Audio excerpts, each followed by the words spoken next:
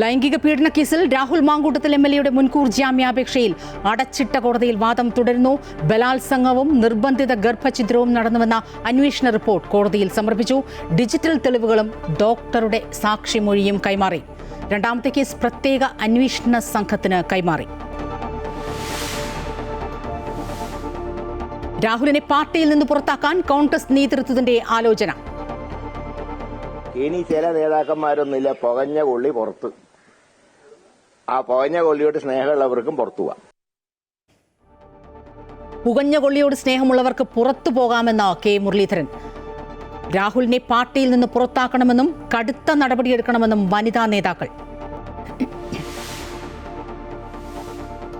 Cyber അധിക്ഷേപ കേസിൽ രാഹുൽ ഈശ്വർ 2 ദിവസത്തെ police കസ്റ്റഡിയിൽ. ജാമ്യാപേക്ഷ വെള്ളിയാഴ്ച പരിഗണിക്കും.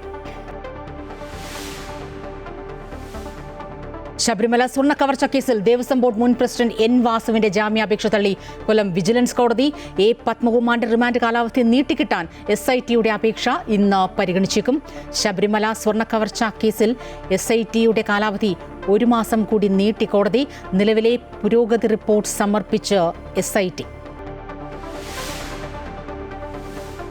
നാവികസേനാ ദിനാഘോഷങ്ങളിൽ പങ്കെടുക്കാൻ രാഷ്ട്രപതി ദ്രൗപദി മുർമു വൈകിട്ട് തിരുവനന്തപുരത്തെത്തും. നാവികസേനാ ദിനാഘോഷങ്ങൾക്കായി ശംഖുമുഖം ഒരുങ്ങി. തലസ്ഥാനത്ത് ഇന്ന് ഗതാഗത നിയന്ത്രണം. ഇന്ത്യ ദക്ഷിണാഫ്രിക്ക 2ാം ഏകദിനം ഇന്ന്. മത്സരം ഉച്ചയ്ക്ക് 1:30 റായ്പൂരിൽ. ജയിച്ചാൽ ഇന്ത്യയ്ക്ക് പരമ്പര.